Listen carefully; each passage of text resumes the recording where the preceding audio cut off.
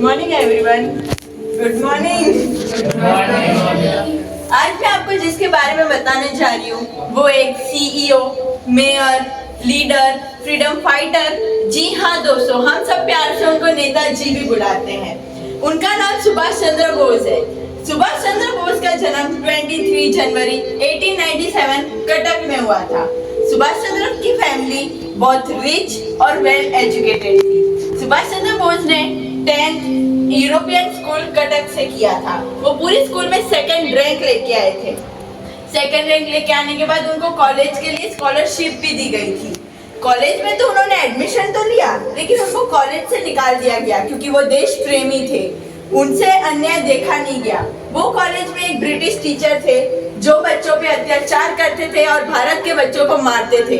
उन्होंने इसके खिलाफ आवाज उठाई, लेकिन उनको कॉलेज से निकाल दिया गया।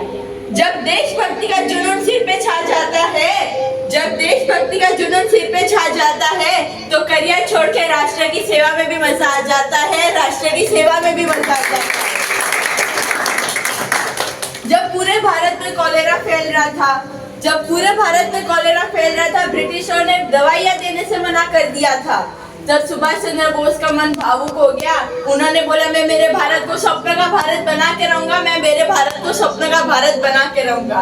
भारत को स्वप्न का भारत बनाने के लिए वो इंग्लैंड गए। इंग्लैंड में जाके उन्होंने इंडियन सिविल सर्विस किया, जो 4 साल का कोर्स है। उन्होंने 7 महीनों में पूरा किया और पूरे इंग्लैंड में 4th रैंक लाए और भारत का नाम रोशन किया। जब वे इंग्लैंड से वापस आए तो वो गांधी जी के साथ इंडियन मूवमेंट में जुड़ाए और नेहरू जी के साथ कांग्रेस पार्टी में जुड़ाए।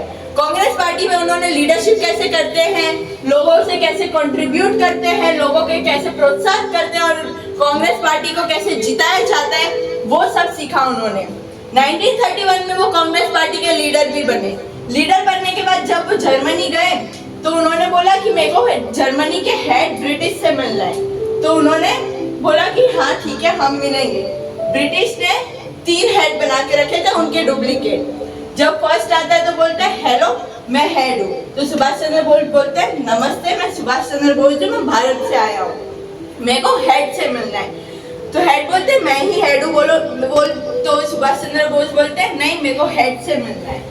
तो फिर वापस से वो दूसरा डुप्लीकेट आता है।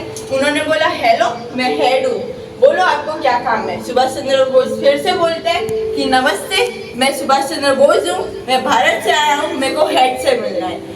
फिर से यही दौर होता है, फिर से डुप्लीकेट आता है, फिर से वो वही बोलते हैं। जब रियल हेड आते हैं तो वो बोलते हैं बोलो तुमको क्या काम है और तुमने मेरे को पहचाना कैसे कि मैं नकली हूँ। तो उसने बोला कि एक हेड के फेस पे गुरूर होता है, हेड का जुनून होता है जो आपके फेस में दिख रहा है लेकिन दूसरे के में नहीं दिख रहा था। तब वो इनकी बात सुन के खुश हुए और उन्होंने बोला कि मैं आपकी सहायता के लिए तैयार हूँ। तो जर्मनी से उन्होंने जापान भेजा सुभाष चंद्र बोस को भारत के लोगों को आजाद कराने के लिए।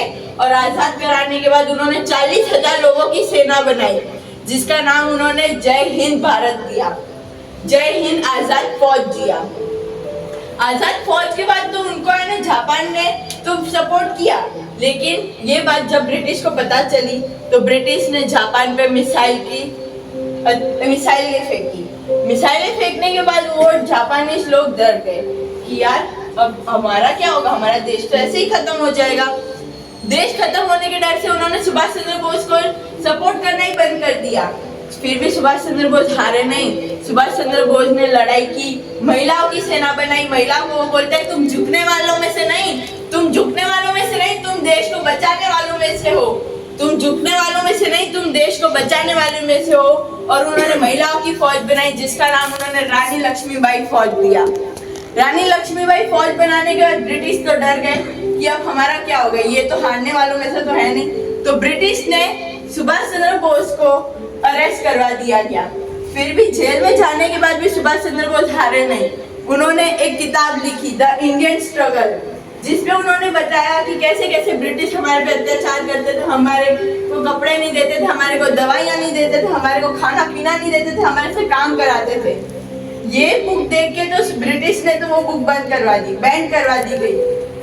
फिर उन्होंने फिर भी हार नहीं मानी। उन्होंने एक न्यूज़पेपर निकाला, जो न्यूज़पेपर का नाम था स्वराज न्यूज़पेपर। न्यूज़पेपर निकालने के बाद उन्होंने उसमें बताया था कि कांग्रेस पार्टी को कैसे सपोर्ट करते हैं, लोग कैसे जुड़ाते हैं, लोग जुड़ाएंगे तो हमारा देश आजाद होगा। एक टाइम पे वो कलकत्ता के म्युनिसिपल कॉर्पोरेट के सीईओ बने, मेयर बने कलकत्ता के, और वो देश में एक फ्रीडम फाइटर भी थे और वो इतने लीडर थे, इतने बहादुर थे। उनकी याद में आज मैं आपको एक उनका स्लोगन, फेमस स्लोगन बताना चाहूंगी। तुम मुझे खून दो, मैं तुम्हें आजादी दूंगा। तुम मुझे खून दो, मैं तुम्हें आजादी दूंगा। उन्होंने ये स्लोगन इसलिए नहीं बोला था कि तुमको ब्लड डोनेट करना है, उन्होंने ये स्लोगन इसलिए बोला था कि तुम भी आजादी की लड़ाई में जुड़ाओ, देश को आजाद करो। तुम भी आजादी की लड़ाई में जुड़ाओ, देश को आजाद करो। ये अकेला एक ये इंसान नहीं कर सकता, ये सबको यूनिटी चाहिए। जब यूनिटी होगी तो ही हम जीतेंगे। उन्होंने इस बात पे ये भी बोला था, मुझे ये तो नहीं पता इस स्वतंत्रता की लड़ाई में कौन कौन जीतेगा, मुझे ये तो नहीं पता इस स्वतंत्रता की लड़ाई में कौन कौन जीतेगा, लेकिन मुझे ये जरूर पता है कि अंत में जीत हमारी होगी, अंत में जीत हमारी होगी। जब भी देश को बचाते बचाते उन्होंने अपनी जान एक प्लेन क्रैश में गंवाई। प्लेन क्रैश से तो सूत्रों के हिसाब से तो ये पता चला कि उन्होंने अपनी जान प्लेन क्रैश में गंवाई, लेकिन आज भी उनकी बॉडी नहीं मिली है और कोई न्यूज नहीं है कि उन्होंने प्लेन क्रैश में कैसे गंवाई। तो मैं आप सबसे यही बोलना चाहती हूँ कि आप देश के लिए अपनी जान मत दो, आप देश के लिए अपनी जान मत दो, लेकिन आप देश के लिए अपना नाम रोशन करो। नाम रोशन करोगे तो देश का नाम भी रोशन होगा। Thank you. जय हिंद, जय भारत।